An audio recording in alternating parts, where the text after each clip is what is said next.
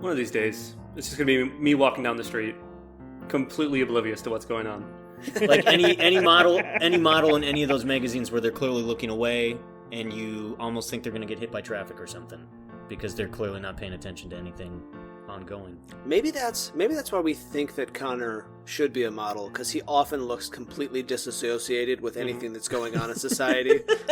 Yeah. You couldn't find a more aloof-looking man. Real talk, in the chat last episode, Connor just wrote in, "I'm done with this," and then was out. He was out. He's gone. But no one knew that he left. No one knew that he left. He actually came back, made 4 other jokes, and then left again. I actually pre-recorded those and just played them at the right time. And really, kind of any joke that Connor makes works well at any time. That's the beauty of it. I think my favorite Connor joke on the podcast was Hitchbot, when he was just talking about outsourcing the entire podcast. It was so deeply offensive and so true. Well, let's start this fat slut. Are we going to do this now? I guess. Are we going to do this now? Gotta do something. All right. Well, I guess it's on me then, right? Somebody's gotta tell some fucking story. All right, I got some stories for you guys. Okay. Welcome to the Lesson on People podcast. I will be your host tonight, Jay Money. I am with my 3 other beautiful men. Sean, the Magic Carpet Ride, could not make it tonight, but I am here with Connor, the con man. What's going on, my man? Pre-recorded message number 5. Ah, shit, that didn't work. I'm good, baby. Hanging in there. Good. Connor, I get to see you next week. Hell yeah. Pretty excited about that. Me too. We're going to fucking party. By party, we're going to sit around drinking Jameson and crying about old times together. It's my kind of party. That is how men over 30 party. Yeah. That is, yeah. Mm-hmm. It's a lot of tears after 30, definitely. The last time we met up, we spent a night drinking, and then we spent the next morning drinking coffee, laying around and watching The Mandalorian and pretending that we weren't sick to our stomachs. But we were sick. We were very sick. We were ill. Definitely sick. Ill at that point. And during that awesome get-together, I was with my man, Ryan the Lion, who's with us tonight. How you doing, Big Cat? I'm doing great. Just living this Euro trash lifestyle, baby. You know how we do it. You know how we do it. All my clothes are tight. Whatever. Here we go. We're going to hit the club. Gonna go to a disco, huh? Gonna go to discoteca. Yeah. Yeah. If you ever been to Europe, clubs are called discos. Discos, yeah. Yeah. And if you're not showing up in white Adidas, you're not having a good time. Yeah. Yeah. Honestly, if you don't wear white Adidas, fuck off. Get out of here. I want white Adidas, capris, and a man purse. Show up. Yeah. That's how you get laid. Definitely. That's how you get laid in Europe. It's the bigger the man purse, the more pussy you get. I believe that's Right. how it works there now. That's where you keep the pussy. In your Yeah, makeup. it is. It really is. Yeah. Purse leads to a lady purse. Yeah. Yep. Speaking of lady purses, we also have Kyle the caveman, KY Jelly. What's going on, dude? I'm luckily I also don't have a Euro trash body. I'm more in line with Justin I'm about 1 trailer park away from full-blooded American, just shouting in my front yard. Me and Justin are, and I say this with myself fully in front of him on this, I'm 1 sub away from fat, this close. Man, I don't know. I don't look good with my shirt off, but if I'm completely naked, I look okay. It's like, all right. It's either it's all or nothing. I do get that. Yeah. Because my pants push my fat up, so it just like sits there in this like really unpleasant muffin top. This is something I've always complained about. Men's pants do not make men look good shirtless. No. I have always had that complaint. Yeah. It's either you got to be in your undies or just be wearing a parka, please. You look ridiculous. And Ryan is someone, he's a trim guy, very trim guy, looks good shirtless, and I have seen you in pants and thought, that's not doing you justice, baby. No. You're better than those pants, for sure. Better than those pants, yeah. Always better than those pants. Those pants are really holding you back.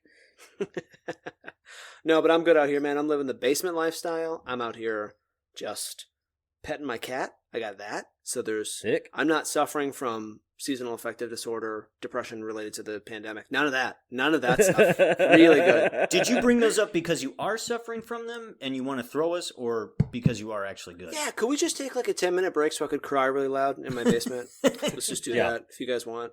No, we're going to record it, but yes. Yeah. Oh, great. Yeah. We're going to record the crying. This will be our first cry on this show. First cry. Well, first unmuted cry. I feel like we're like 2 cries away from being daytime television. Do you know what I mean? Mm-hmm. Yeah. Wendy Williams is going to kick in my fucking Wendy basement door. Wendy Williams is going to show up in her tracksuit and kick your ass, dude. Yeah. So, Jay Money, what do you have lined up for us this evening? I have like a really interesting episode. So I was given a person to do by a friend of mine, and there really wasn't a whole lot of information there, like not enough to kind of do a full episode on. But I found a bunch of people with really similar situations. So I'm going to talk about 4 individuals who all experienced something kind of similar. And these are people who disappeared under mysterious circumstances.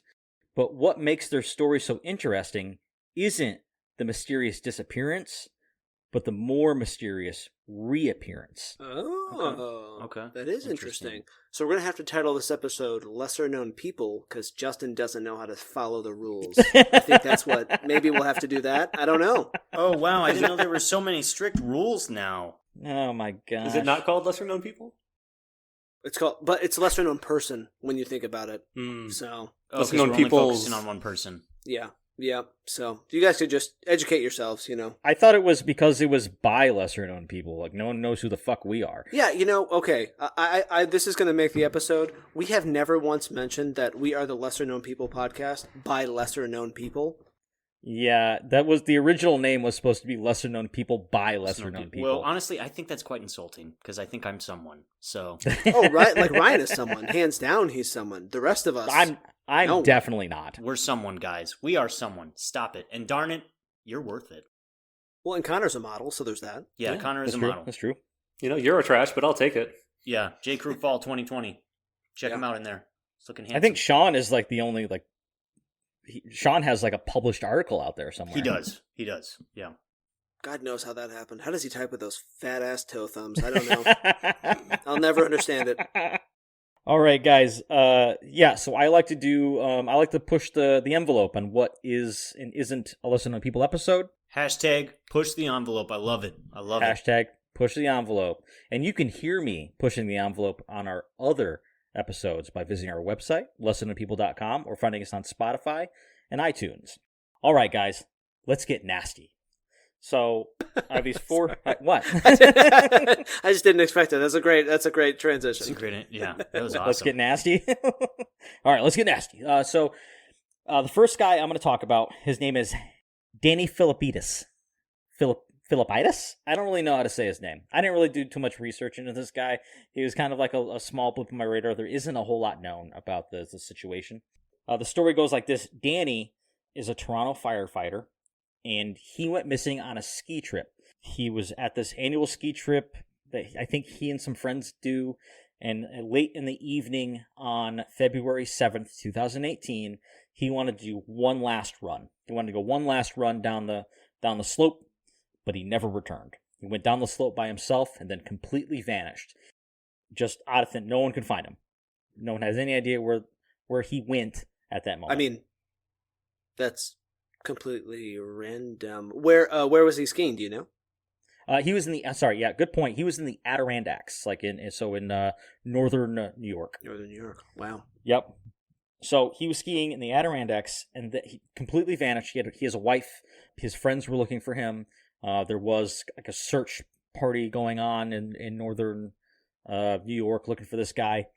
But then on February 13th of the same year, so about a week later, he just pops up in Sacramento, California. He has no memory of how he got there, except that he made his way across the country, and he knows he was in the back of a semi-trailer. So he rode there in the back of a truck trailer. There's a picture of him standing in Sacramento when he first gets found wearing ski gear. He's dressed as someone who just got off the mountain. Wow. Sacramento is also not a skiing city. It's very hot Right. most of the time. So he was standing out.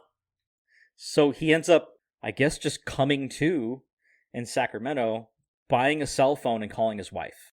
And he's like, I don't know where the fuck I'm at. I don't know how I got here. I don't know what's going on. Oh, And what? she's like, you've been gone for a week. He's like, okay. What was that conversation like? Babe, I don't even know. I don't even Yeah. know. I don't Because, know. well, there's really not a whole lot written about this guy. Yeah. And you know, a lot of people just think he's full of shit because it's a really unbelievable story. Like, but there's so many. You don't just pop up in Sacramento a week later, still in the same shit you were wearing. Now he was clean shaven when they found him, so that's in the picture too. No one really wrote about that, but I deduced that myself. Like, he's been gone for a week. You know, in your mind, the theory, working theories, is that he went down the slope, had an accident, hit his head, suffered some brain trauma, wandered away, something, I don't know, maybe some like weird creep picked him up, threw him in the back of a semi-truck for some reason. You know, who knows? Who knows what happened? Yeah, I mean, maybe the only word he could say was Sacramento. Yeah. Then he was like, all right, Sacramento. you're going my way, get in the back. Sacramento, I'll take you, young man. Get on in the back. Here we go. Now, every time I've been picked up by a trucker, I sit in the cab. And it's mainly for hand pleasure that I'm up there, but there's nice conversations that You know what they happen, too. say? Pay your way. And Kyle always pays his way. It's ass, gas, or grass, and I don't smoke weed, baby, and I ain't got no goddamn money, so... Hey. Making that man feel very special. It's just love. I'm just putting that love out there. That's all it is, Mhm. really. Mm-hmm. Throwing that sweet bort hole around. Honestly, I have heard so many times that I got a sweet balloon nut. People just say it to me, unprompted. And I don't Yeah. even brag, but, like, it must be pretty nice. Sir, I can tell that you have just a magnificent chocolate kiss down there. I don't know how they know, but they know. And then It's a sense. It's a sense. I don't get a lot of compliments. I don't get a lot of complaints. Right in the middle. Right in the middle, that sweet spot. Real medium level hand jobs. Hands for hire, baby. Now, is that the next LKP t-shirt? Real medium level hand jobs? Yep. Oh, yeah, real sophomore level hand jobs. Is that inappropriate? Sophomore. No, that's cool. That's cool. Okay. Definitely. That's cool. Right. That's a good one. What we're trying to describe, it's a hand job you would have gotten in high school. You're right. Yeah, not a hand job you're giving to us. You're giving it to yourself. Just so everyone knows. Say it with a straight face. It left it kind of open, yeah. It did. I just wanted to clarify that joke to the viewers. This is primarily a family show, so not a lot of pedophile jokes on here. Primarily family based, primarily educational. Yeah, primarily educational, primarily family based. A lot of hand jobs. We had a whole robot about hand jobs walking across the country. You know what I mean? Ryan hates that episode. Yeah, man. He calls it the hand- Hitchbot stays in your brain for a villain the I whole know. time. I adored that episode, and it was true testament to Kyle for championing it out. If you listen to that episode, please go check us out on all your streaming sites. The Hitchbot. There is a point in that episode where Kyle just said, "Should we scrap it? Should we scrap it?" I never thought we'd actually say that. We were that sloppy. Go check it out. It's a delight. It's a delight. Yeah, See it's how a drunk really you can fun get episode. on camera. Yes. Yeah, we were real drunk recording that podcast. Yeah, that was a good time. So sorry. So this guy shows up in Sacramento, like, 7 days later, just calls his wife and is like, "Hey, I'm across the fucking country. What is there any, like, follow up after they find him?" Yeah, so they like fly his ass back to the Adirondacks because the cops have some questions. Naturally. If they're like, so was it the enchiladas you ate or was it the ecstasy you took? What was it? So, and he tells his story, which is this: I was skiing, I was in the back of a tractor trailer, I wound up in Sacramento, I got a phone, I called my wife, and that's his story through and through. And the cops was like, well, he's told us that same story 30 times and it ain't changing. There's nothing we can do about it. So he goes back to work at the fire department. They've done a few interviews with him afterwards, and every time he's just like, yeah, it's good to be back at work. sometimes I think about it and I go, wow, that's crazy. And then I go back to work. And that's all he says. He never elaborates. Cool story, bro. Yeah, exactly. And now I'll like, for those of you listening, I'm like a big nerd in like reading body language. Like when he's on camera, he's like not looking at the camera. He's looking everywhere but the camera and not blinking a whole lot. So there's like some narcissism there. Definitely some like, there's some more going on, man. But if there is more going on, what? Like, what the fuck did he gain out of like showing up in Sacramento in the same clothes he was wearing? Yeah. Then What does that prove? Yeah. Right. Like, what are you hiding? Maybe he's hiding nothing, and maybe there's nothing to hide. Maybe he met some snow bunny out there on the slopes. Mm. And she's like, hey, baby, you want to bang? And he's like, okay, what do I need to do to cover my tracks? Yeah, I got to go to Sacramento. I got to go to This is going to be Sacramento. the most expensive affair of anyone's life. I'm going to Sacramento. I have to go to Sacramento. And how many hand jobs did it cost him to do it? You know what I mean? How many hand jobs do you have to give to truckers to have a little affair with this? Yeah, with this exactly. buddy? Look, I will give you a hand job as long as you just let me and my little baby in the back here. And we're just going to have a time, and you can listen, and I'll come out real happy, give you an HJ. I've got lotion on me, Vaseline. It's the good stuff. She won't be giving it. It will be from me. It's going to be from these little bruisers over here. And yeah. I will not break eye contact the whole time. Will not break eye contact. You look at me. You look me in the eye when I'm giving you a hand job. Ryan to every sophomore. Wow. That's the best It's a family callback show. we've ever It's had. a family show. This That's is true. a I family apologize. show. I understand this is a family show, and that's me. I This apologize. is a family show. And Kyle's completely inappropriate. He's disgusting. You know. Anyways, he has this expensive affair going to Sacramento. Yeah, but that's it about the guy. Like, there's like a couple Reddit posts, a couple interviews that I had to like fucking really put up with clickbait to get through. TheTimesUnion.com. Suck my dick if you're listening. That's the worst fucking piece of shit I've ever had to click through to get some information. Oh, I hate clickbait. Go fuck yourself. There it is. Now we've got our plug on clickbait. Yeah, I don't care. Yeah, so that's it for Danny. It was just a really weird situation, but it marries up. By the way, as I start going down the list of people I'm going to talk about, they get more and more intense. So I'm going to go on to the next guy with a similar situation. His name is Gabriel Nagy. Sounds hot. Yeah, he sounds like a sophomore, honestly. Let me tell you that much.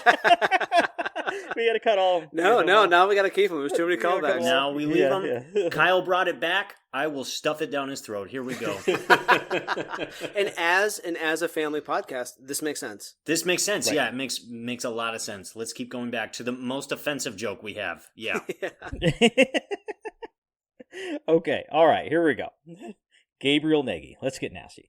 So in Sydney, Australia, in 1987, Nagy was just having a regular day. He was out running some errands.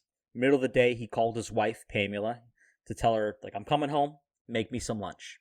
And she did. She made him lunch, and the dude never showed up. So she called the cops, filed a missing persons report. A little bit later, they found Nagy's car burnt to the ground. Oh, shit. On the side of the road. He was not in it, and they set out to go find him, like a search party. The wife was working with the police department. She had 2 children. Everyone's out looking for this guy, and they can't find him. Some interesting things happen, though. Like about 100 miles away, Nagy had pulled out money from a bank account, right? Okay. Yeah, that's something. Okay. So, but that's the last they heard. That's the last thing that they saw. So the working theories were perhaps he was murdered, and in that process they got his banking information, they took his money out, and then that's it. This happens in 1987. So 2 fucking decades go by. 20 years goes by until 2007. Whatever local law there is in Australia says you got to be gone for 20 years before you can be pronounced dead. So they're going to declare this guy dead after 20 years when the local constable just pulled up just before they did it, just wanted to give it one look over, and she noticed something that was kind of strange. or she found some evidence that may have been overlooked. There was a man by the name of Ron Saunders who had received some type of facial surgery 1,600 miles away. And it turns out he also went by the name Gabriel Nagy. She did some investigating. She called Ron Saunders and was like, "Do you know who Gabriel Nagy is?" And he's like, "That's just a name I use sometimes." And she's like, "Why?" He's like, "Well, I don't know. I've been homeless for the past 20 years. I just, for whatever reason, it's in my head. Like, I don't remember much prior to being homeless. And I don't remember much anyways. I can barely remember things that happened yesterday."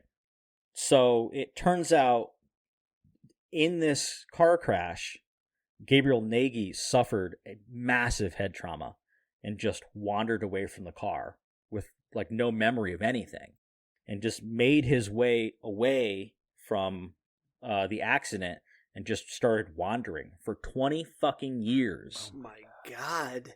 And a lot of people call bullshit on the guy.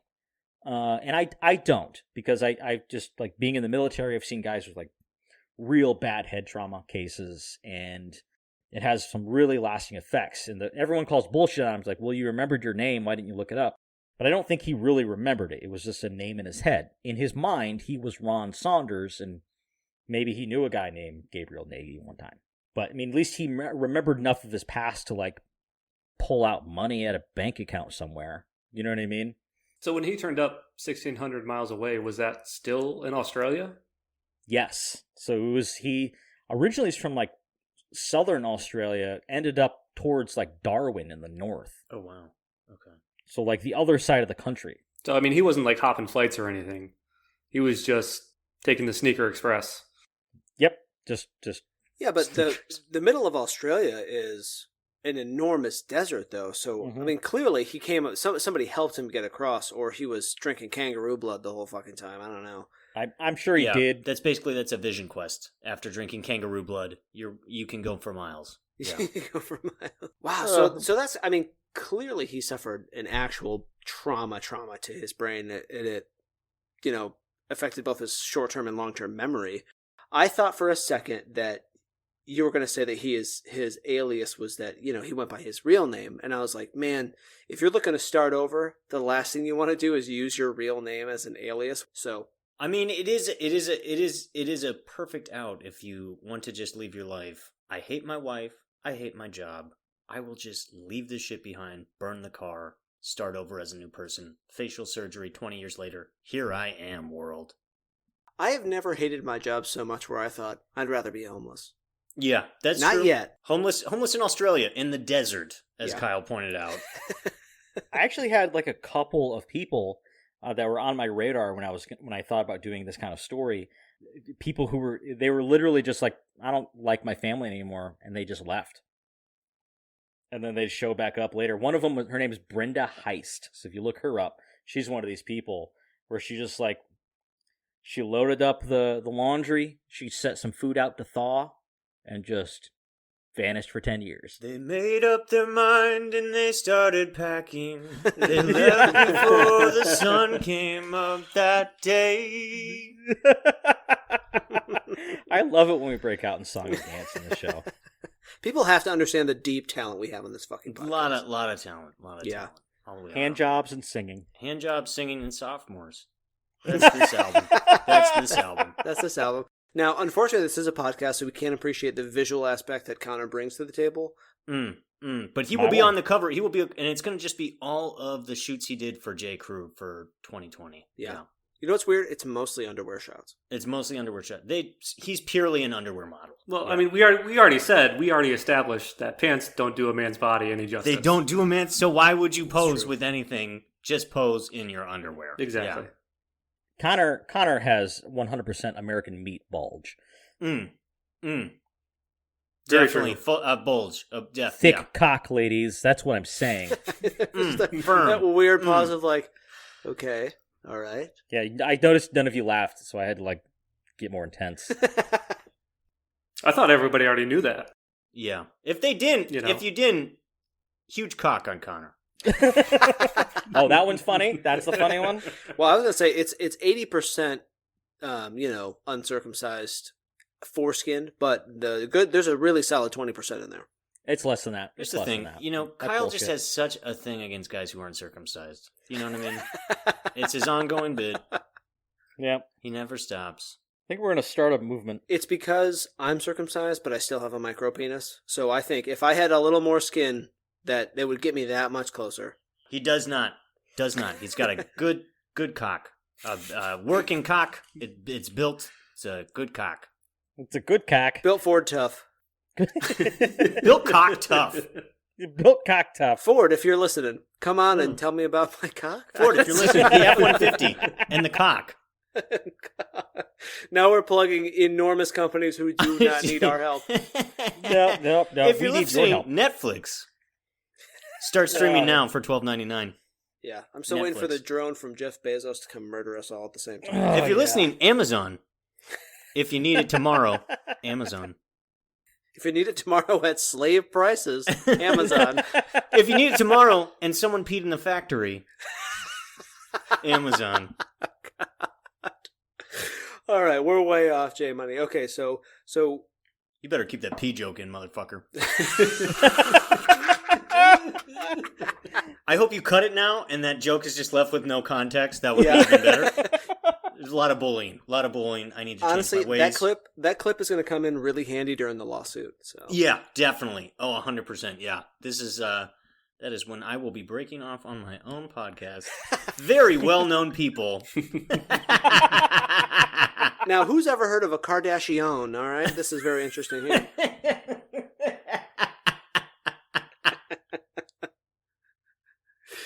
Woo! All right, let's try that transition one more time. Justin, where are we at, son? All right. Nagy came back, met up with his wife and his two adult children, and just carried on with his life. I don't really have a whole lot of information of anything he did after that.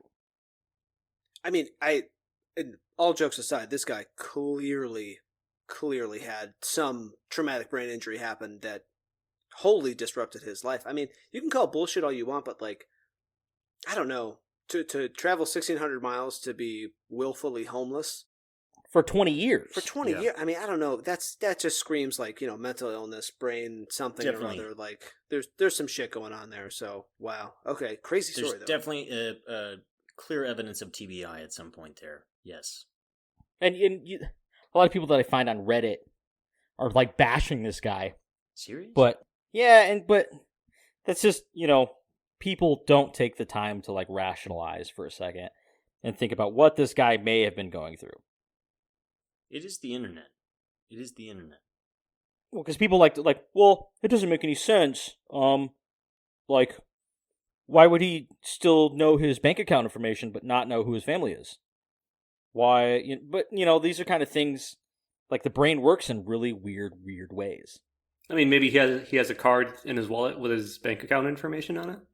That You know? may have been it. But then you'd have to assume that he'd have a driver's license. I mean, he was driving a car, I assume. Right. So yeah, Nagy's story is really weird. He didn't like write a book or anything. I don't think he was in like a very solid mindset when he came back to his family. I really think that he suffered from a massive TBI. Yeah. And it went untreated for a long time, and it creates like memory works in a weird way. Like you can remember something that happened to you when you were 5 years old, and then like I forgot how to spell my girlfriend's name one time. You know what I mean? Ex-girlfriend, so it doesn't really matter. The way we study memory and how it affects the brain today is different than even when they discovered him in 2007. I mean, it's magnitude of how it impacts the individual and both social and emotional and all these other aspects that go into it. So Right, and leave it to a bunch of fucking Reddit trolls to like, well, he's full of shit. Why I call bullshit on that one from the safety of my computer? Fuck you. and Reddit, if you're a goddamn troll with nothing to do, Reddit, go find your enterprise. Yeah. Yeah, stop trying to find fucking child porn on Reddit, you assholes. Yeah.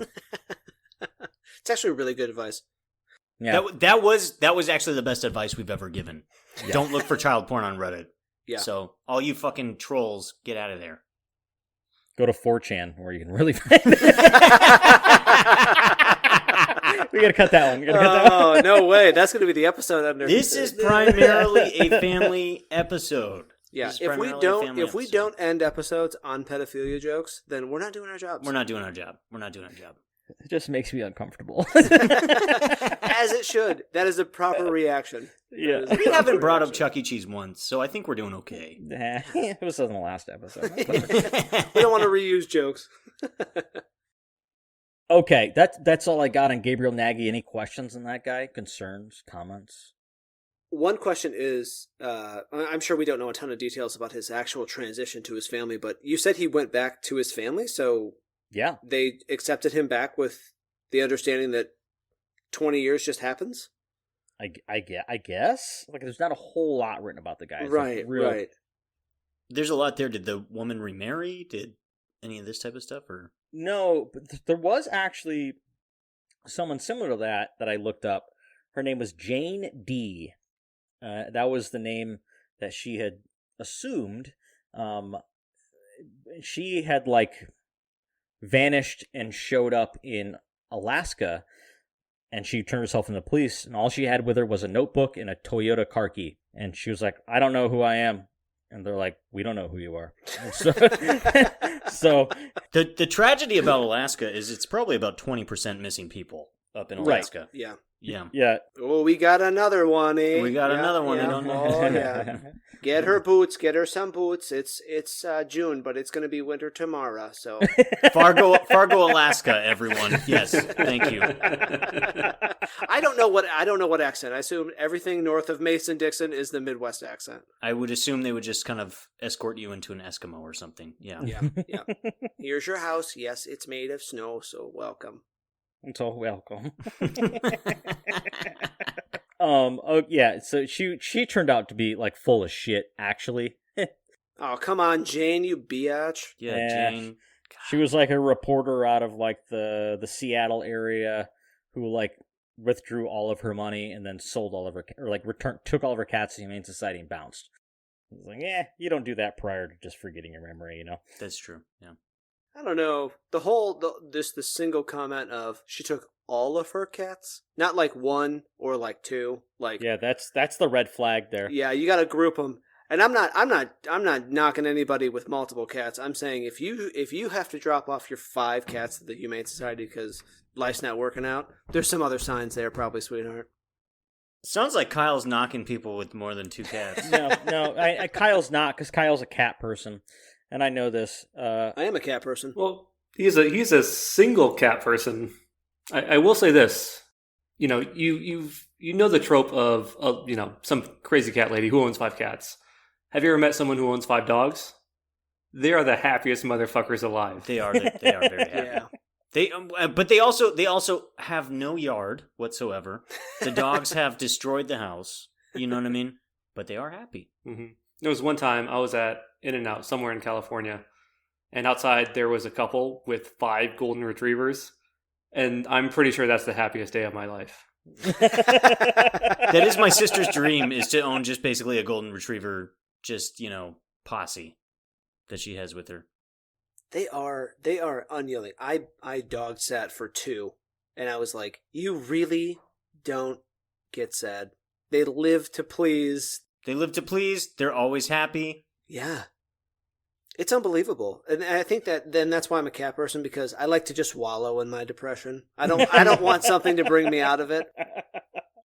That's exactly right, because the dog is geared towards, hey, let me make you smile a little bit. The cat is geared towards, if you want to kill yourself. I'll bring you the knife. It's I'll bring you okay. the knife. I bet you won't. Yeah, I bet you won't. Yeah. Basically calling you a pussy to your face. I'm a pussy calling you a pussy. Yeah. It's like, hey, fill my bowl and then take care of it. You know what I Yeah. mean? Do what you gotta do. Do what you gotta do. I'm okay. You have enough meow mix in this bowl over here. I'm gonna be okay. All right, I think we got the cat and dog jokes out. We beat that one to death, I think. Okay. So that's it for Gabriel Nagy. The next guy that I'm going to talk about, Stephen Kubacki. He is from the great state of Michigan, a state that has united us all. So Stephen Kubacki, he disappeared on a trail near Lake Michigan in 1978. So he set out on like a solo cross-country skiing trip. It was supposed to, I think it only was supposed to be like a day trip. He was an avid outdoorsman. He was a skier. He's a backpacker. Was one of those kind of guys. And then on February 21st, he goes missing. Some snowmobilers actually come across a backpack and a set of skis that belonged to Kabaki.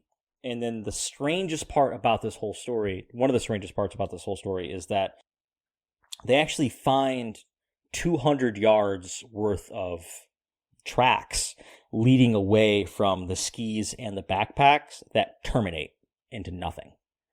The literal quote from one of the guys that found it was like, it looks like he just stepped out of reality.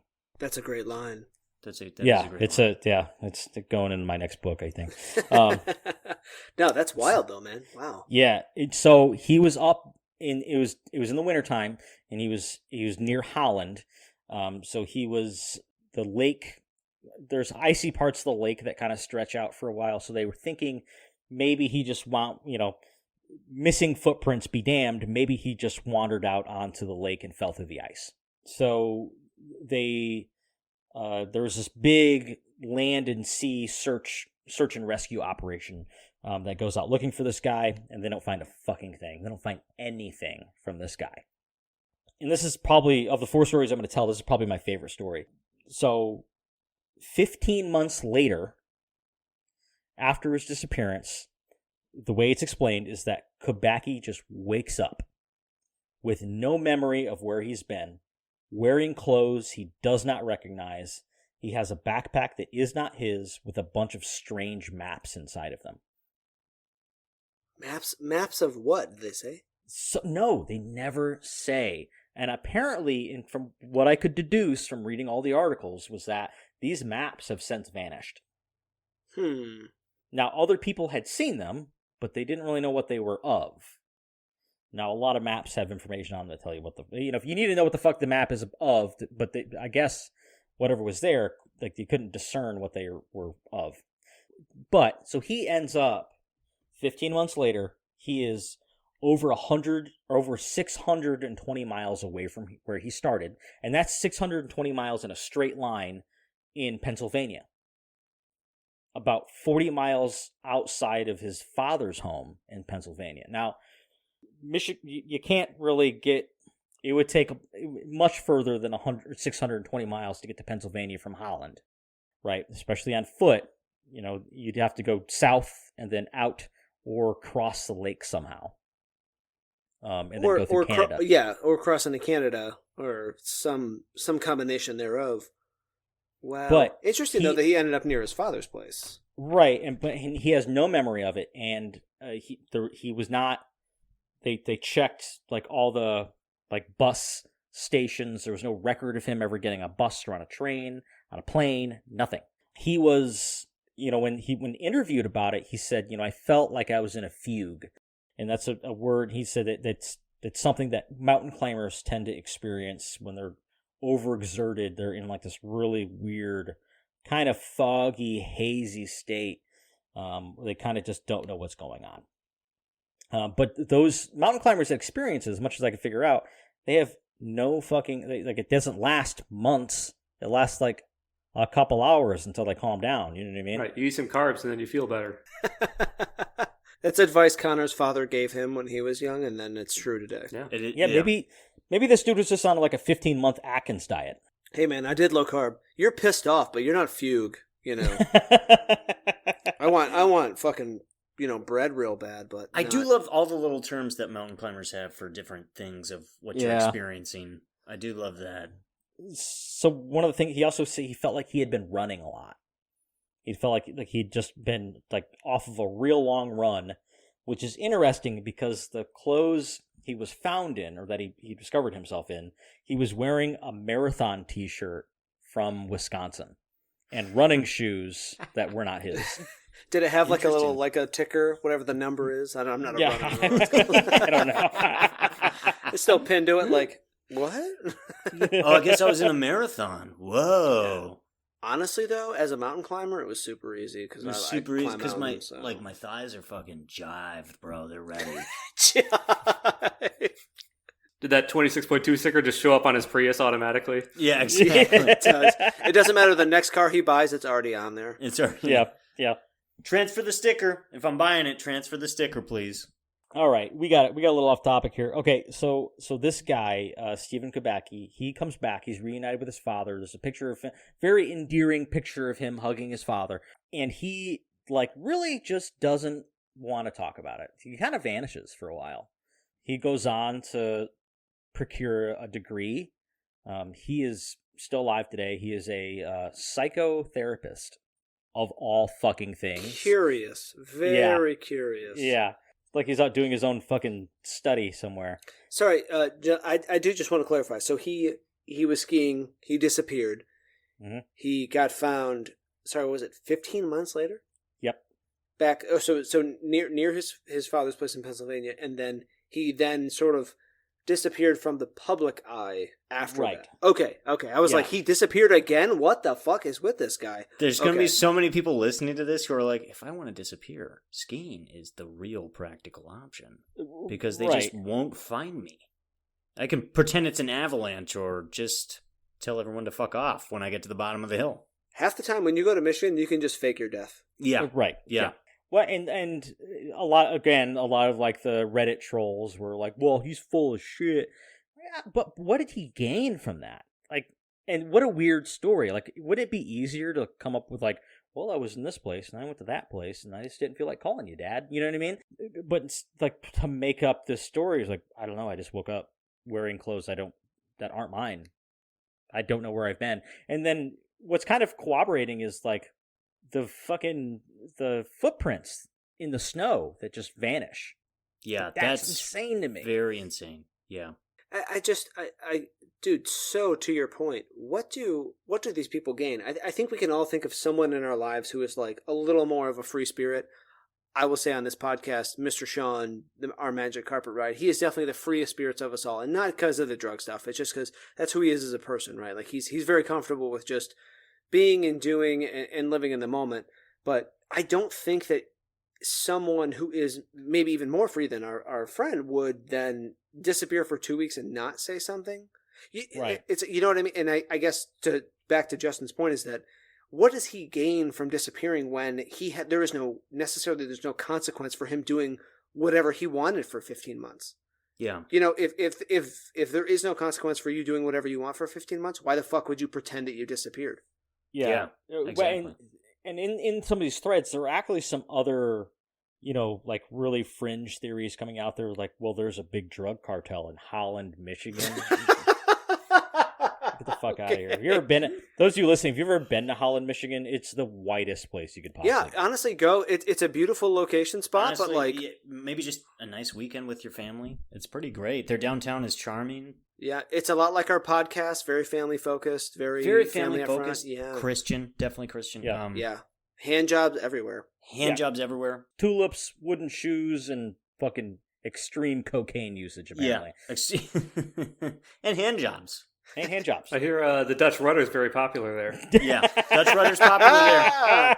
Connor coming alive. All right. Oh, that was a good swing. Dutch rudder. If you're in the mood, the Dutch rudder. We're advertising for a sexual move now. So. There is no payment involved. There's no payment involved. I'm getting up. That's more a PSA.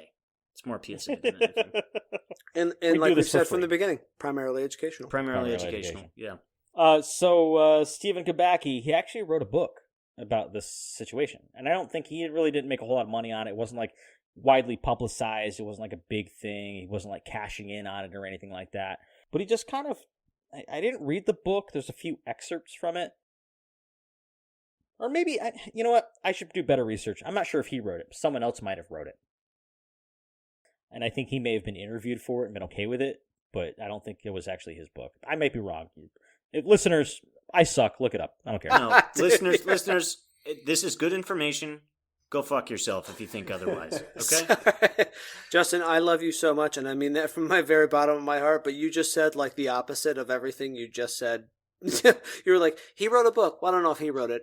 Well, they might interview for it, but I don't know if it was actually him interviewing for it. So let me look. There's a book out there about it, and I don't know anything about that book. So look it up. My kids, anytime they've ever done a fucking book report, well, it's like it was about this person, but not really. It was kind of about others. There was some action though. There's some action. They're bullshitting their way through it, just like I am. I don't actually know what I'm talking about. I promise you, I do not want to take anything away from J Money, but that's a classic. Like, all right, I heard this guy had a book. I literally have no additional details about that information. Yeah, I should have just went with. There's a book out there about it. You can read it. I didn't. That's what I got on Stephen Kubacki. It's pretty much kind of where the story ends. I'm so intrigued by that story because there's a lot of beyond the cartel, like the drug cartel shit. There was also, some theories of the occult, aliens, Bigfoot even. There was a story I was going to do about another guy. There was a theory about time travel. I was so trying to do a story on a couple folks out of Roswell with the alien thing, but I think this might suffice. Okay, yeah. Well, we can do it on Halloween. We can do it. Yeah. There's going to be a Halloween. It's a holiday. Celebrate it. Halloween. Are you plugging Halloween now? I'm plugging Halloween. Honestly, we need some motherfucking advertisers to get I've run out of things to advertise. I've run out of things to advertise. I don't see you pushing anything, Kyle. Honestly, at this point, I'm going to say we are officially now boycotting as a podcast. We're now boycotting Pornhub because they haven't fucking called us back. They haven't called us back. Pornhub, go fuck yourselves. But if you're lonely, literally. I was going to mention earlier, we haven't mentioned Pornhub at all. Once. Well, this is a family honestly, it's a family podcast. It's a family podcast. So you know what I mean? We like to steer clear. Let's not work blue, let's keep it above board here. Yeah. Can you guys hear my dog drinking water in the background? Hey, calm down. Save some for the fish. We did hear him bark earlier, and that was charming. I thought that was very charming. Yeah. The small Kevin, he's getting involved. It's not a big deal. Yeah, we should just put Kevin in the seat. Come here, Kevin. You want to fucking talk? He wants to be a star. He wants to be a star. He wants to be a star. He's just staring at me with sad eyes. Yeah, just have him fill in for Sean. He's just as hairy. He is just as hairy. I was talking to Sean last night, and I was like, what do you think about the new episode we put out? He's like, I gotta be honest, I haven't listened to a single one of our episodes. Oh, God damn it. Oh, my God. All right. Okay, so this next guy that I'm going to talk about, this is the one, my friend Sherry. Sherry, if you're listening, this is the guy we talked about. She brought this to my attention, and it was a really good story. It's a really good read. There's just not a lot of information about him because it just doesn't exist. And you guys might have to help me with his name here. His first name's Jerry. Last name Krause or Crows. It's spelled Krause. Yeah, I'd say Kraus. Krause, right? Yeah. That's what I'm leading. Okay, so Jerry Krause. He was a pilot. He was a missionary, and he was a pilot for this missionary aviation organization. I think they just flew missionaries around, mostly Central and Western Africa. So he actually worked out of Mali and ended up staying in Mali. So that's where he lived. But on April 7th, 2013, Krause was reported missing in his plane off the coast of West Africa near, and you might have told me this one too, Sao Tome. Am I saying that right? Okay, yeah. All right. You got nothing. In West Africa. He's in West Africa. West Africa. Visit West Africa. Don't. I've been there. I lived there for a long time. Don't. But send us money, please.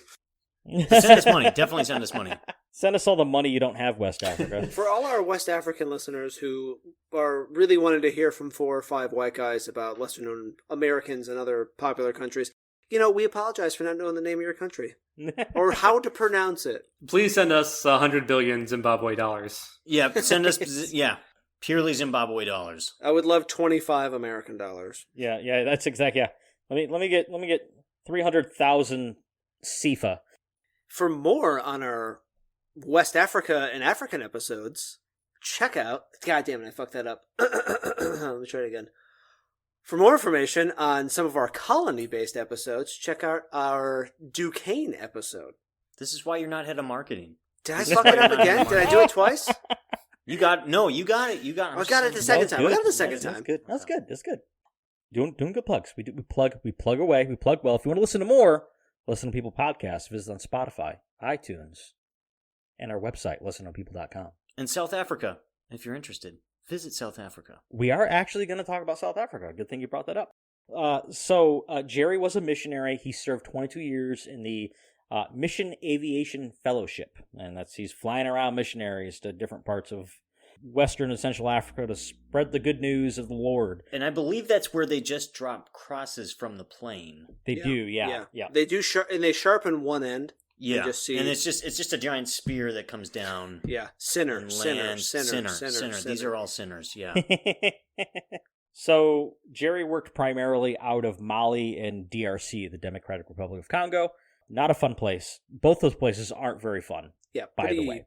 Pretty rough customers. Yeah, for sure. I mean, Mali just had a pretty severe civil war recently, which is going to play into what I'm about to talk about. So after he did his 22-year stint with the Mission Aviation Fellowship, he started working for the Sahel Aviation Service. And I have to tell you, there's almost no information about the Sahel Aviation Service. I don't know what it is. So he was flying for them when he disappeared. So he disappeared April 7th, 2013. His disappearance generated a ton of media coverage. There's actually a current internet-based campaign to locate him. His family runs a Facebook page that's still pretty active. They make posts pretty regularly. They're kind of still out to get him, even out to find him, even though this show's about reappearances. So I'm kind of blowing my load early here. Okay, so in April 7th, 2013, Jerry Krause departed Andangwa, Nambia at 10:20 a.m. And he was intended to go to Sao Tome, then he was going to fly up to Accra, Ghana, and then he was going to go back to Bakamo, Mali, which is where he lived. He was supposed to be back home at 8 p.m. But his last check-in, the last time anyone heard from him, was when he checked in with a control tower in Sao Tome, which means he'd be 20 minutes away from that landing at 4:13 p.m. That tower did record his check-in. However, there was a storm in the area that knocked out that tower's power. So the Sao Tome International Airport, after he checked in is when he vanished. So after 4:13 p.m., that's when he just went away. There was a kind of a big search effort that went out for him, where the family contacted the South African aviation entity. They also contacted the U.S. State Department. The U.S. State Department in West and Central Africa works pretty closely with the DoD. So the DoD was getting involved in the search effort too. So whenever someone goes missing a U.S. person goes missing in a foreign country, the embassies are notified. The embassies push out information to DoD assets that might be in the area to kind of keep a lookout for this guy, or maybe even to actively try to track him. So, the entity that reached out to him in South Africa was the South African Civil Aviation Authority. Now, they actually published a report saying that his plane had crashed and that he was dead. But then they quickly redacted that report. It came out and then it went away. Very interesting. Yeah, real curious. But what would be that motivation though? Why would they not even the super nefarious why would they publish it, not publish it? But how would they get a full report ready with all the information potentially about, because I'm sure latitude, longitude maybe was included or whatever, and then they just redact that? Well, they may have published a report in error, which is what I think a lot of the people I find on the internet, they find something like that and then they throw conspiracy theory immediately. But I mean, people make mistakes. Even big aviation authorities make mistakes. They may have found a plane crash somewhere and just recorded it as him, and then finally found the black box or the tail number and realized they were wrong, and then they had to redact it. It may have been something as simple as that. Oh, this was that other plane crash that happened like 2 Right, years yeah. ago. So other than that silly white man who crashed in the jungle. Right. We're getting our plane crashes mixed up now. Happens all the There's time. so many white men crashing planes out here. Damn. The most white These men. honkies just be flying into ground, Yeah. you know? Honkies don't know how to fly planes. Of all the people that crash planes, it's probably a white guy. It's white men. Honestly, looking back at it, Yeah, I know, right? come on, Sully, be serious, dude. He didn't crash, bro. I mean, technically, didn't he crash. did crash. He did crash. He survived. Why you and- gotta say that? Why you Is gotta he a say that? hero, though? I don't know. He's a if he hero. is. He's a I hero. mean, He's a that hero. was a an outstanding landing. Outstanding landing. That's a we'll cut that. It was what you title it is an emergency landing. Kyle, are you hearing me? Emergency landing. What's that? I stopped listening. Oh, you stopped listening. Okay. It's called Go Eat Your Mama's Pussy. That's a nice callback to the moment when I said I have to drive to Michigan to do it. So that's nice. It's good. You get to think about it as on your drive. You'll think about what you just did on the drive back. I mean, just a horrible, horrible thing there. Yeah. All right. So poor Jerry is maybe initially thought to have perished, and then they retract it. Yep. They retract it, but as far as we know, there's no actual wreckage found. So, okay, I do want to understand. He was technically, and fucking people that know aviation are probably going to have corrections here, but like, he was 2 stops from home, kind of. Like, he was going to check into the one place. He was pretty close, like, 20 minutes out or something like that. And then he was going to check in after he landed and then took off again. He had one more stop. So he was fairly close to end of the day. It was 4 o'clock, and then he was going to be home by 8. So he was kind of close. He was close. That was a pit stop that he was going to take, probably to fuel, and then make it the way back home. And one thing I want to say about this is pause. I got to pee so fucking bad. Let's Just just pause. Let's just we're pause. We're pausing. pausing. I'm We're going to pausing. piss my Pause. fucking Everyone's pants. pausing. We're pausing right now. All right. Okay. So unpause.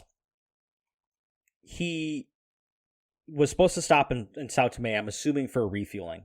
Now it's interesting to note when he stopped in Ondangwa, he was having his plane refurbished. So he was having work done on his plane. Now, I don't know if you guys ever seen like a West African airfield, but not exactly top notch. There's You know not what I mean? a lot there. Not a lot there. I have some assumptions, and I don't think they're wrong. You're not. And I've been to several airfields in West Africa. Specifically, Nigeria was the most interesting airfield that I've ever been to. My dad described, and this is clearly East Africa, but he described flying out of Somalia as like, yeah, it was just like a helicopter would show up and you're ready to roll. So there's like nothing there. Yeah, we landed in Nigeria, and like I remember like waking up. I was like drunk on the way, and a C-130 just bobbling around and like the pit area, and I wake up and we've landed in Nigeria, and there's like this fucking 7-foot tall Nigerian standing in the plane, arms crossed, looking down at me with his red beret, like, oh shit, we made it, huh? Oh shit. We're here. Dude, so you're like from where? From here. Shit. You're from Yeah, you're from good to here. see you. So I've arrived, is what you're telling me. Thank you. I'm in Thank country. you. Yep. Thank you. I was confused by the red beret and the incredibly tall man. Yeah. I assumed this was Mars, but okay, this is cool. Just Thank you. A giant Nigerian. I wake up to a giant Nigerian staring at me in the back of an American plane. I'm like, oh, fuck me. This is not going well. Honestly, off to a bad start. And that was my second trip to Africa. No lessons learned. No, not at all. Okay. So Jerry was having work done, though. So he had work done in Ondangwa, and then, which I think speaks a little bit to what may have happened to him. His family believes that he was forced to land in like a hostile area. And a forced landing can go kind of one or two ways. A forced landing can be something's wrong with your plane and you have to land it or you're going to fall out of the sky and die. Or you're met with that nation's security planes and they guide you to the ground. Those are kind of two instances of two working theories of what may have been his forced landing. But the family does believe this. And maybe it's just faith, hope. I don't know. Another working idea is that he crash landed and he survived and he was kidnapped. I don't know. I don't necessarily believe that. Like that's like a, that's like a Reddit troll behind his computer who thinks he knows everything about the world. Like if you crash landed anywhere in Africa, they're just going to kidnap you. That's not really the way it works. So it's bad in Africa, but it's not that bad in Africa. Yeah. And if you want to hear a sweet fucking story about a plane crash, check out our Julian Kopecky episode, and you'll be riveted with the story of this young woman. Anyway, back to Mr. Jerry. And South America. If you're interested, South America. Here's how to walk out of the jungle. Julianne was a bad bitch. She was dope. She's totally dope. But again, South America. If you want to get away, South America. And now Ryan works for AAA? I do work for AAA. I don't know. Kyle forgets the joke on this same episode, but I plug everything. Yeah, my brain is small. That's a classic Kyle. His brain is small. Yeah. His brain is very, very small. Classic it's okay. Kyle. It's okay. That's why I'm here. So yeah, speaking of, I don't want to say that. It's not a good joke. No, and speaking of small brains, that's what I was going to say. That's what I was going to say. But I don't think that's exactly. That's not very. I don't think that's very true to the family. So the family did hire investigators to work for them, and they're actually working pro bono. And it's important for me to say that they're working pro bono because I think a lot of people end up hiring private investigators who lead them on with false information. But these investigators are working pro bono. And it's not like their names are published. They're not known people. Their agency isn't out there collecting like a bunch of information. Like they're not getting a bunch of like ads, like free ad space for chasing this guy down. But the family has come to a couple of assumptions that they've posted on their social media pages and on their website. And some of the things that they believe is that the South African government removed that report because they know the actual whereabouts of Jerry Krause, but they don't want to say. But I have no idea why they would do that. What does South Africa have? Right, what's the motivation? What skin do they have in this game? Another thing that they believe, and this is something that has been filtered to them through one of their sources working for the family, is that the Department of Defense knows of Krause's whereabouts, but are unable to act upon it for whatever reason. For 7 years.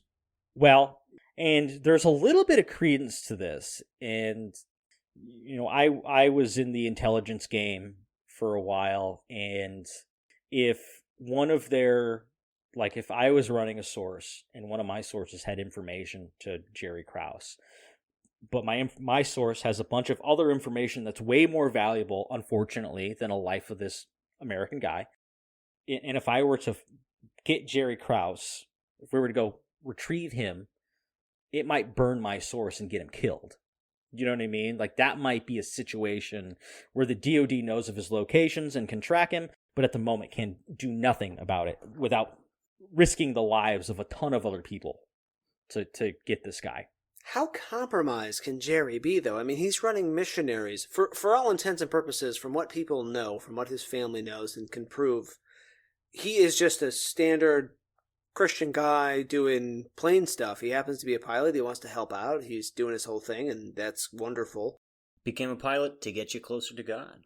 Yeah, the higher you fly, it's like the higher the hair, closer to God. He's up there. Altitude is closer to God. Yeah, Jerry's out there smelling the God sandals. Well, I mean, that would be like the perfect cover story. You're a missionary. You're going into like remote locations. You can fly a plane. You can go anywhere you want to. No, stop feeding the conspiracy, Connor. No, Connor's actually touching on like an actual viable working conspiracy. I mean, I did just watch Tinker Tailor Soldier Spy today, so it's like my mind's kind of there. Great movie, Fantastic by the way. film. Definitely recommend it.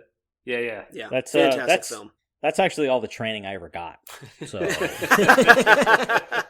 here's how to be British and a spy.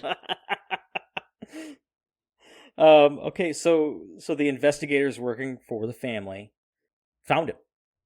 Okay. What? Yeah, of course it's been unverified, but the investigators are like, yeah, I know where he's at. He is in Ghat, Libya. Ghat, Libya. Wow. And Libya, this particular town is extremely like lawless, impoverished. It's a known human trafficking hub. And it is the working theory is that he has been either coerced or he volunteered or he just by happenstance found his way up there and is working in the human trafficking trade, moving bodies, I guess, cargo, merchandise, if that's the way you want to look at it, for this trade. I'm sorry, back up. What year was this? Well, he went missing in 2013, and then I think that update came around in 2018. Oh my god! Now, wow. if you, and there's been a lot of stuff going on in Africa over since Benghazi. Benghazi opened up Africa to a whole bunch of weird shit. There was a civil war in Mali, which is where he was living at the time of that civil war. Is that where his family is too? That is where that's where his wife is, at least. Okay. I think that the kids went off to American colleges in America. It's American college. We're all the same. You go to America College West, America College East. Oh my gosh, like Super America College. Whoa, jeez. So interesting to note that city in Libya is controlled by Tuareg tribes. Tuareg tribes. Is that the Volkswagen SUV? It is. Volkswagen named their car after those tribes. Those motherfuckers and their emissions again. God, I hate Volkswagen. God damn it. The liars and the human traffickers. Everybody knows this. That's the thing. I knew the second they were like, we're lying about emissions, they were lying about human trafficking. It's human trafficking. It's a if you're listening, slope, Volkswagen, fuck you. Yeah. Just so we're clear, when you say a Tuareg tribe, that encompasses a huge landmass. So like all of the Sahara. So to say that all of the Tuareg tribes are involved in human trafficking is like that's a huge. That's like saying 2 states are involved in human trafficking almost. It's just saying like all white people are like involved in human trafficking. It's the same deal. Whatever you say next is probably true, so be careful. I had a lot. I almost went down some deep dark. I'm glad I stopped myself. Yeah. All white people love ducks. Well, white people love ducks. That's probably safe. Anyways, but I think what the article was trying to get at, even though it came off as a little bit racist, was that those tribes in Libya run the government. They run all of like the social structure. So if there is some entity running human trafficking, the Tuareg tribes would be the ones who are either involved in it or have a say in it. Now, would it be the tribes in totality, or would it be a few tribes, or a tribe, or there's a version of this that may or may not be the truth that is not so all-encompassing? Yeah, it's like super complicated to look at social and ethnic structures in other countries, like beyond what we see in America, is like really difficult to delineate. Yeah, we should probably not go down all the roads of pretending to be experts on all of this, even though. No discredit to Jay Money. He obviously has a fair amount of knowledge about this, more so certainly than the rest of us. But I say we go down it. Let's use this as a survey course, absolutely a survey course for any university in the U.S. America University East, America University West. Let's use it. So that region is known for forced labor camps, human trafficking, like we said, some other illicit activities. So it's not beyond the realm of reason that this guy, if he found his way up to Libya under various circumstances, would be forced into doing something like flying cargo around, human cargo, even if it is. It's not beyond the scope of reason that he could end up doing something like that, especially if he has a skill that probably is pretty hard to come by in the bowels of Libya.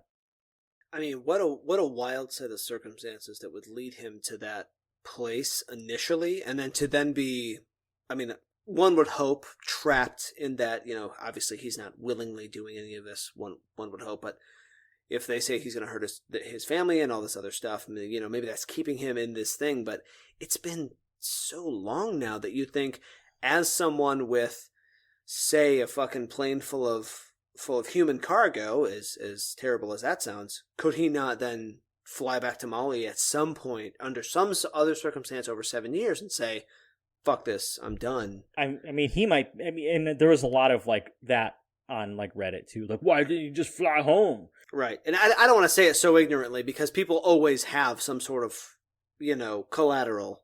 For all we know, those Tuareg tribes stretch all the way into Mali. So for all we know, there might be some entity of those tribes keeping track of his family.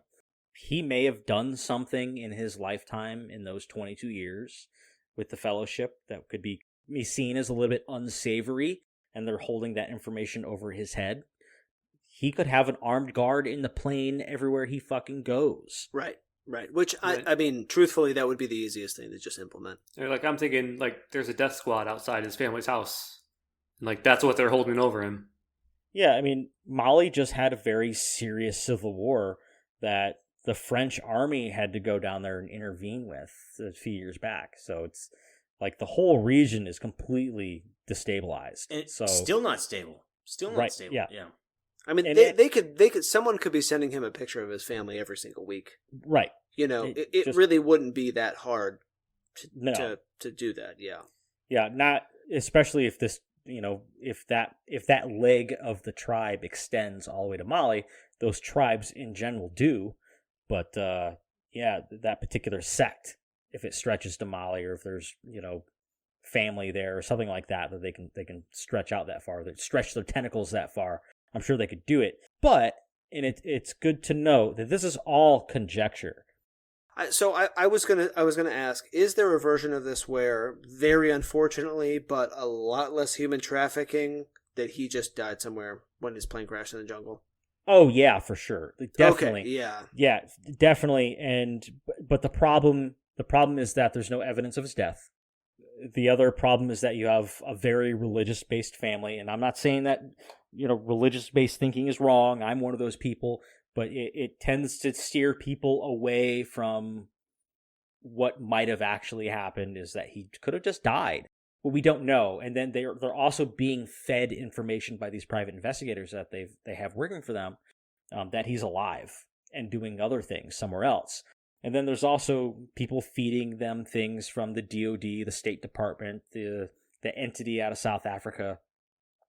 These are people that, and let's not knock them. Like, they've lived in Western and Central Africa for decades. Like, they know how this works. Yeah. And as someone who's been to Central and West Africa, like, it's a different game over there. It's not this. There's no what we take in America as simple logic from some asshole on the other side of a Reddit screen, like, is not the same over there. It's a completely different way of life and a way of thinking. If you're an entity that is trying to make its way for yourself, and I'm not saying that human trafficking is okay at all, but if you have like a bigger plan and the stepping stone is human trafficking, and all you need is some fucking pilot to fall in your lap to utilize him for something like that, like, you're gonna take it. I mean, he could have been. It could have been something as simple as he made a pit stop before to get some shit done, whatever. Some guy was like, "Hey man, I'm looking to try to get to Mali," and being a very like Christian giving person, he was like, "Hey, you know what? I'm actually headed that way right now." Right? Yeah. And Bob's your uncle. That's the wrong person to pick up and be nice to. I mean, That was the wrong hitch spot to pick up. it is, man. It's not a hand job bot. It's a It's human not a hand trafficking job- bot. Human trafficking bots are easily worse than hand job bots. Not by much, though. Not by.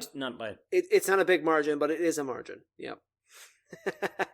One just has a big old net that says "This is for children," and the other one just has giant hands. Also for children. Also for children. Oh God. Also for children. I have to cut all that. Family show. It's Ryan screaming family show into his content. This is a family show. If they hear you screaming, they know it's a family show, and they'll just keep listening. Keep listening. That's what I've noticed about our audience. Love you guys. Love you guys so much. Wow, man. So Jerry, I don't know. It is very sad and a little grim to say, but I mean it in all seriousness. I hope that Jerry just met a safe and beautiful end and just was not involved in any of this other sort of horrible nonsense. Not that it isn't going on in the world or any of those kind of caveats. It is, and it should be combated against always. But I hope that Jerry's not involved, and he just went to go kind of meet his maker that he believed in so dearly, and just did that instead. Yeah, it's way better than the life that he could be living. Right. It's sort of like, wouldn't you rather, if he is a truly Christian man, it's just better that he had a swift passing and he is up hanging out and doing the deed and just hanging out. Because the alternative for whatever these people are feeding him is terrible. It really is. Yeah. Yeah, I think there's also like a lot of like Reddit trolls like, well, should have been up there trying to push his religion on people. And as much as missionaries are pushing their religion on people, they do a lot of good things. Like, it's not like they're just, it's about the good deeds that they do rather than the preaching for the most part. And which kind of sucks and is kind of like a darker look at this if it was that, Christian missionary guy that ends up in this very dark backside of the continent that he was going to save, more or less. Yeah, that is. It's the other side of the coin, really. Yeah, I mean, let's be honest here. I mean, it doesn't take that much training to learn how to fly a plane. It's not like his skills are like that much in demand that he needs to be kidnapped. Like, if these groups really needed someone to fly a plane, they could probably find someone else. Well, and I hear your point. Like, that, you're absolutely right. I mean, if any asshole can fly a Cessna, you know what I mean? What is it? 40 hours of pilot training? Come on. I fly the plane now. Yeah, yeah. That's another Somali joke. I apologize. Yeah. Ryan's basically a pilot at this point, so it's fine. Basically, with that comment, yes, I'm a pilot, definitely.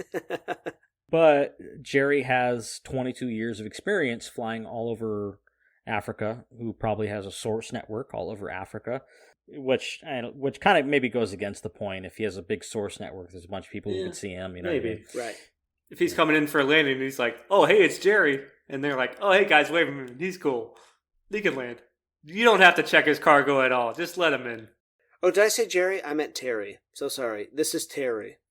I'm Terry. So don't tell my wife and kids in Mali that I'm safe. Don't tell them that. Yeah, but you never know. And I wonder what the family's thinking. Like, is he in Libya trafficking humans? Like, and maybe he's been trafficked himself. Maybe there's I'm sure there's a market out there for leaning on elderly white men. Yeah, I've always said, Kyle, you got to look out. You're a fierce-looking 30-something-year-old man. I know that body's gonna. If you got trafficked, oh my God, we'd have to come hunt you down.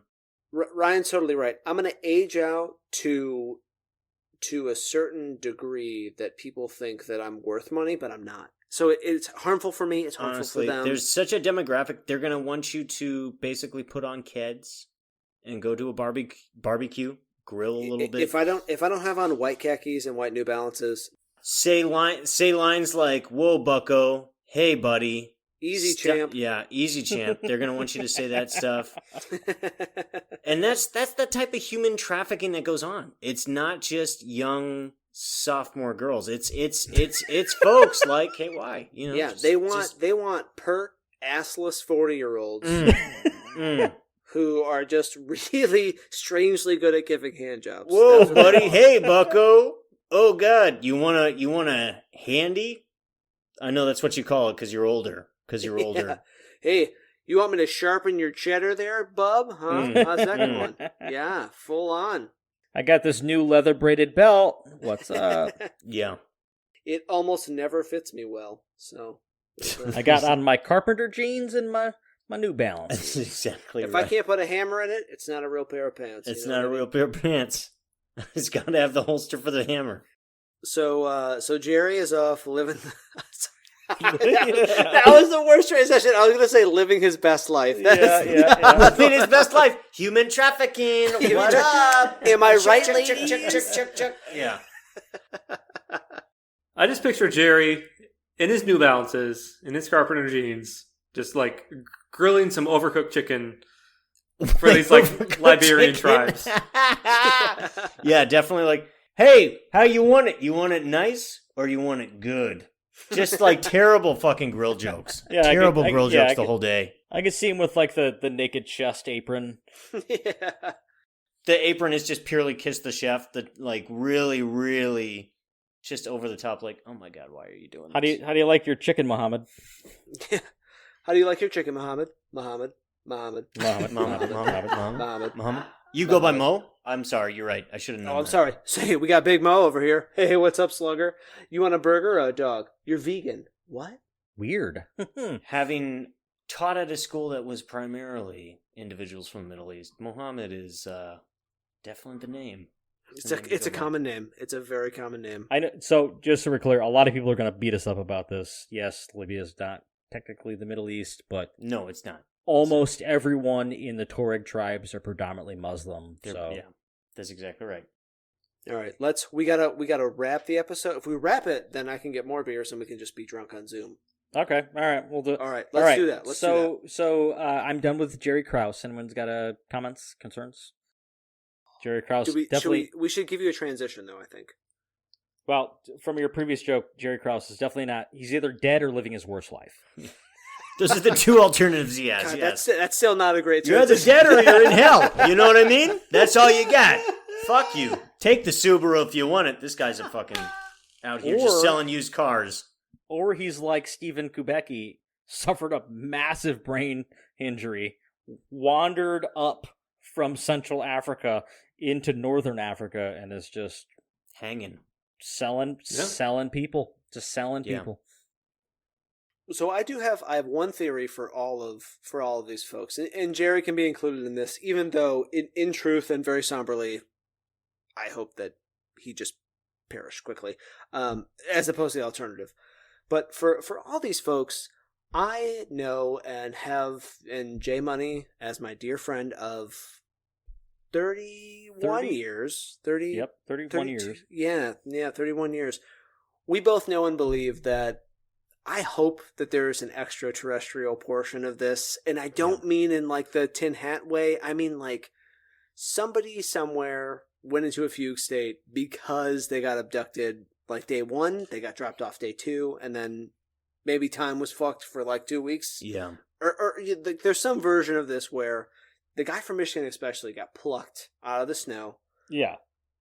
Did his whole shit, and they were like, "Oh, where do you want to go, bro?" And he's like, "I think my dad lives in Pennsylvania," and they dropped him off pretty close. It is amazing to me that you hope so much for the aliens, but yet you were so in denial of John Teeter. Do you know what I mean? I was gonna do the guy who disappeared that may have been like a time travel thing, but I thought we are just gonna bring John Teeter up too many times.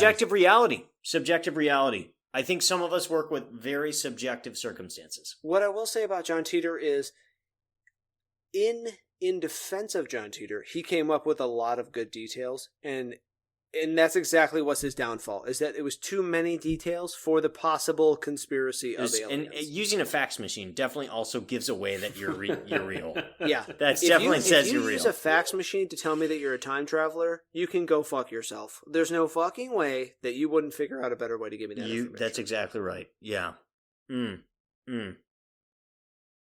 Look, I agree with you, Kyle. I do hope it's aliens, but I just feel like you're flip-flopping now. You know what I mean? I do feel like you're flip-flopping. I'm not. One second you're saying, I doubt it. Another second you're saying, I do hope it's aliens. I hope it's aliens. I hope it's fucking time travel. I hope all of this exists. I had no problem with John Teeter, except the fact that he was full of shit and a liar. There's nothing else. Oh, okay, just those facts, yeah. Just that. Such deep opinions. Yeah. Deep opinions that undermine the entire fabrication of this individual. Let's all agree that there is a potential that there's an extraterrestrial portion of this that explains everything. I'm gonna summate the episode. Let's summate. Let's summate. We're derailing. We gotta put a button on this I need to thing. just get drunk and talk to you guys. Yeah, I gotta pee real bad now. Okay, I'm gonna run through the summation, and then I'm gonna pee again too. Okay, so we talked about 4 people. The first guy I talked about was Danny Philippidis. That's tough for me. I don't even know how to pronounce that guy's name. Anyways, he vanished at the Adirondacks in New York. Wound up a week later in Sacramento wearing his ski gear. Super weird circumstances. Has no memory of what happened. May have traveled in the back of a semi-truck trailer. Was just jerking off truckers the whole time. I think we agree that that's factual. I think we already. Yeah, he was simultaneous with Handjob Bot. Yeah, He was Handjob Bot. could be. Yeah, he actually has all of Wikipedia saved into his brain. And he was Canadian. He was Canadian. He was Canadian. Yeah. So quite All frankly, right. they probably were the same person. All right, the next guy I talked about was Gabriel Nagy out of Sydney, Australia. He was involved in a car accident, hurt his brain real bad, and then just wandered off, vanished for 20 years. And that's how the doctor said it. Hurt his brain real bad down Hurt here. his brain real bad. Australia. If you're interested, go to Australia.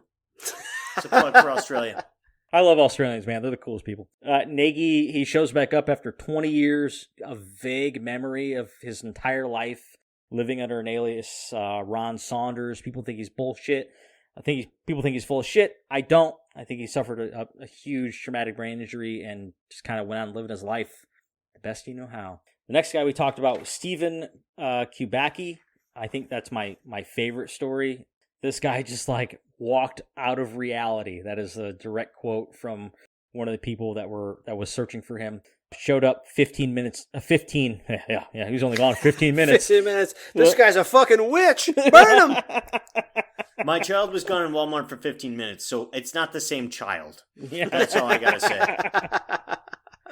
Stephen Kubacki shows up 620 miles away near his dad's house in Pennsylvania after disappearing from Holland, Michigan. No memory, wearing clothes he doesn't recognize with a bunch of weird maps. Didn't talk about it. May have written a book. I wasn't very clear about that. To be determined, TBD. Honestly, the aliens abducted him. They also wrote the book. They did write a book. Yep. He already had a compromised anus when we picked him up. Real wide. Suspiciously wide anus. Those Michiganders, we got big buttholes. Yep, we do. Yeah. It's a regional trait. Big Well, butthole. it's the summers, it's real hot and our anus is wide. Oh, I thought you were moving on. I legitimately thought you were moving on. Our buttholes have to expand with the weather. That is true. That is true. I'm going to explore this joke. It's from all the cereal, is what it is. It is from the cereal. Yeah, it's a high fiber and the warm summers. I think Justin's totally right. Warm summers, cold winters, constant contracting and expanding of the anus. Is that our half dozen shirt? Is our buttholes what did you say, Ryan? Our buttholes change with the seasons? Change with the seasons. Yeah.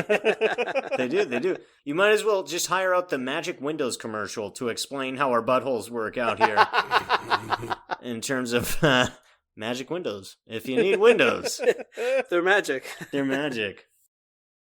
All right. Last guy I talked about was Jerry Krause. Disappeared April 7th, 2013 out of Sao Tome. There's a bunch of weird shit going on with this case. I think the conclusion we came to was he's either dead or living in hell. Yeah. So true. Jerry, so true, honestly. Jerry, if you're listening, I'll come get you, man. We'll come get you. We have guns. We'll come find you. Yeah. We'll full Batman, do a fucking air pick, and you're out of there, bro. We'll figure it out. Yep. Send an email to lkp. Yeah. At gmail.com. Hit us up on any of our social media, on Instagram, Facebook, Twitter, anywhere. Just hit us up, man. That's a serious note, Ryan. Thank you. We can put our plug. For those of you listening, I'm about to plug. Here comes a plug. Find us on Spotify, iTunes, at our website, lesserknownpeople.com. Like us on Facebook and hit us up on Twitter. I promise you, if you send us a message on Facebook or Twitter, we will absolutely respond to you. Yeah, give us absolutely. some suggestions on who we should do a story on next. Now, Justin, who was your friend that gave you the lead on one of your missing people tonight? Her name is Sherry. She listened to every one of our episodes. She's great. She gave me the Jerry Krause lead, and I followed that down. There's I think a story that was kind of close to her heart, but she's a big listener, and she's got kind of her ear to the ground for any other stories that we might be interested in too. So if you want to be like Sherry and give us an idea of somebody to talk about, we're happy to take on these episodes. We want to hear from you guys about who you think is interesting that nobody knows about or that a small number of people know about. We want to know about this stuff. So definitely reach out to us, lesserknownpeople.com, and all the places, all the social media bullshits, and we'll do an episode. Let us know. Let us know. We'll research. There's 5 of us. We're bilingual. Let us We know know. we know what Wikipedia is, so that's like 90% of We've it. been there many a times. Just let us know. And there's nothing we won't cover. There's nothing we won't cover. It's a family show, primarily family friendly, also educational. Also, we bring up a lot of pedophilia. So a lot of things go on here. If you and your family are listening, make sure you check out the Mr. Hands episode. Mr. Hands is definitely the most family friendly. Where a man gets fucked to death by a horse. We cannot end on that note. I would say that's the most family friendly. Yeah, I think that's the best time to fade out to music. Yep. Just some soft piano music after that.